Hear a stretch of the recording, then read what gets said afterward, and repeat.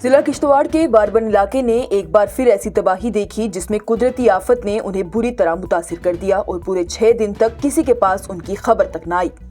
ضلع کشتواڑ کے باربن علاقے کے مرگی گاؤں میں 26 اگست کو ہوئے دوہرے بادل پھٹنے سے پورا علاقہ شدید متاثر ہوا۔ اس واقعے نے پورے علاقے کو ہلا کر رکھ دیا۔ ضلع انتظامیہ نے آج آخرکار 6 دن کے لمبے انتظار کے بعد اس تباہی کے متعلق تفصیلی ڈیٹا جاری کیا۔ تباہی ایسی جسے دیکھ کر انسان کا دل دہل جائے، رونگٹے کھڑے ہو جائیں، دور دور تک صرف اور صرف تباہی اور ملبہ ہی نظر آئے۔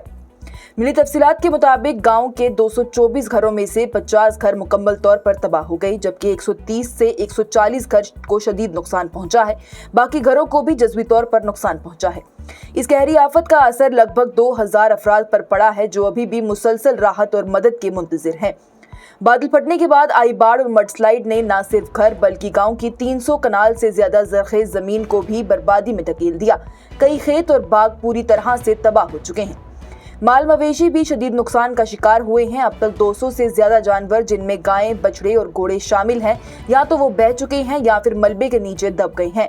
صرف ایک ہی گاؤں میں سے 45 سے زیادہ جانور ڈیبری کے نیچے سے نکالنے پڑے۔ ضلع انتظامیہ نے ٹریکٹر اور مزدور گاؤں بھیجے اور لاشوں کو ہٹانے اور دفن کرنے کا کام شروع کروایا تاکہ کسی قسم کی بیماری نہ پھیل سکے۔ ویٹنری ڈاکٹرز کی جانب سے بچے ہوئے جانوروں کو فوراً علاج اور ویکسینیشن بھی فراہم کی گئی۔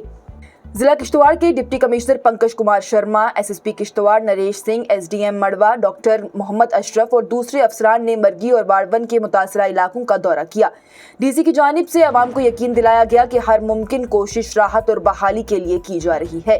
متاثرہ خاندانوں کو راشن اور ریڈ کراس کا ریلیف سامان فراہم کیا گیا ہے۔ Food and civil supplies department کے اے ڈی شفقت حسین کین کی جانب سے فوراً 1 مہینے کا راشن لوگوں تک پہنچا دیا گیا، کیونکہ گاؤں کا راشن سٹاک جو نومبر تک کے لیے رکھا گیا تھا وہ سب باڑھ کے پانی میں بہہ گیا۔ اسی دوران پی ایچ ای ڈپارٹمنٹ کو ہدایات دی گئی ہے کہ جلدی سے جلدی ڈیمیج پائپ لائنز کو ریسٹور کیا جائے اور متاثرہ خاندانوں کو صاف پینے کا پانی فراہم کیا جائے۔ ہائیڈرولک اور فلڈ کنٹرول ڈپارٹمنٹ کی ٹیمیں بھی جلد ہی علاقے کا دورہ کرنے والی ہیں تاکہ لانگ ٹرم پروٹیکٹیو میجرز بھی دیے جا سکیں۔ بادل پھٹنے کی وجہ سے 6 سے 7 مقامات پر سڑک اور پل بھی شدید نقصان کا شکار ہوئے ہیں، جسے کہ P M G S Y department نے ابھی عارضی طور پر ہی ریسٹور کر دیا ہے تاکہ علاقے کا رابطہ قائم ہو سکے۔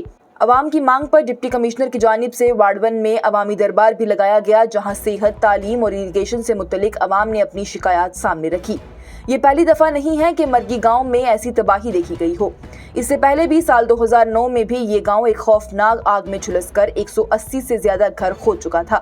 اب دوبارہ اس بادل پھٹنے کے واقعے نے اس دور دراز کے گاؤں کو مسلسل دکھ اور تباہی میں دھکیل دیا۔ سب سے خوفناک بات تو یہ ہے کہ موبائل اور انٹرنیٹ کنیکٹیویٹی ابھی بھی یہاں پر بند ہے، جس کے سبب سے ہی ڈیٹیلز بہت دیر کے بعد جا کر سامنے آ رہی ہیں۔ یہاں تک کہ اس پریشانی کی وجہ سے ہی انتظامیہ کو بھی اس متاثرہ علاقے تک پہنچنے میں کافی وقت لگ گیا۔ لیکن اس وقت سب سے بڑی ضرورت متاثرہ لوگوں کو پناہ دینا، کھانا دینا، پانی دینا اور صحت کی سہولیات فراہم کرنا ہے تاکہ یہ گاؤں ایک بار پھر سے اپنی زندگی دوبارہ شروع کر سکے۔